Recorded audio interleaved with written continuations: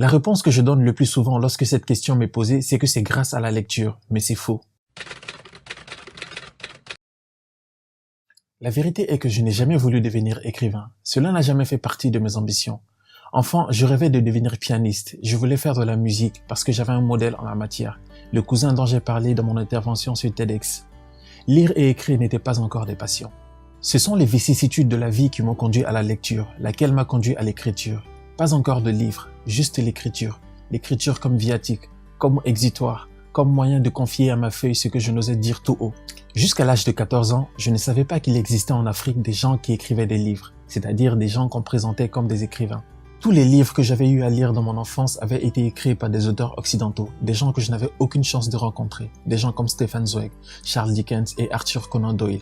Ainsi, il m'était impossible de m'identifier à eux et oser dire qu'un jour, j'allais moi aussi écrire des livres. D'ailleurs, jusqu'à ce que je vois Dan Humphrey de la série Gossip Girl parler de devenir écrivain, je croyais qu'écrire des livres était réservé aux adultes, aux personnes dont les expériences de vie octroyaient le droit de s'adresser à d'autres par l'intermédiaire d'un livre. C'est ce Dan Humphrey qui m'a fait réaliser que les jeunes pouvaient également devenir écrivains. Mais Dan Humphrey n'était pas africain. Alors comment j'en suis arrivé là? La réponse que je donne le plus souvent lorsque cette question m'est posée, c'est que c'est grâce à la lecture, mais c'est faux. Certes, c'est la lecture qui m'a conduit à l'écriture, mais pas à l'écriture de livres. J'en suis arrivé là par accident. J'ai toujours aimé raconter des histoires. Lorsque j'étais au lycée, j'avais toujours une anecdote à raconter à mes camarades et je me souviens qu'ils adoraient cela. Par ailleurs, j'excellais en dissertation. Pour dire vrai, j'étais un excellent fabulateur.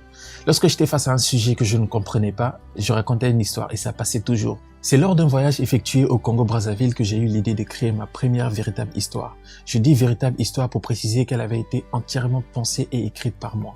Je l'avais intitulé Papa malgré moi. C'était l'histoire d'un jeune homme de 16 ans qui avait mis en scène une jeune fille du même âge. Je m'ennuyais à l'époque, alors écrire cette histoire était le seul moyen de m'occuper. Après avoir écrit le premier chapitre, je l'ai publié sur Facebook parce que j'avais l'habitude d'y partager mes pensées et différents articles. À ma grande surprise, les gens l'ont adoré. J'ai commencé à recevoir des messages de gens qui me demandaient d'écrire la suite. C'était parfois des personnes que je ne connaissais même pas. J'ai donc écrit la suite et c'est ainsi que sont nées les chroniques de Marcus. Après avoir publié le dernier chapitre de Papa malgré moi, les personnes qui lisaient cette histoire m'ont demandé d'en écrire une autre. Et puisque j'aimais cela, c'est ce que j'ai fait. J'ai donc écrit l'histoire de Marianne et Moucha, Jusqu'au bout du rêve, Un parfait fabulateur, Les aventures de Yat le sexy et bien d'autres histoires publiées sur différentes pages Facebook.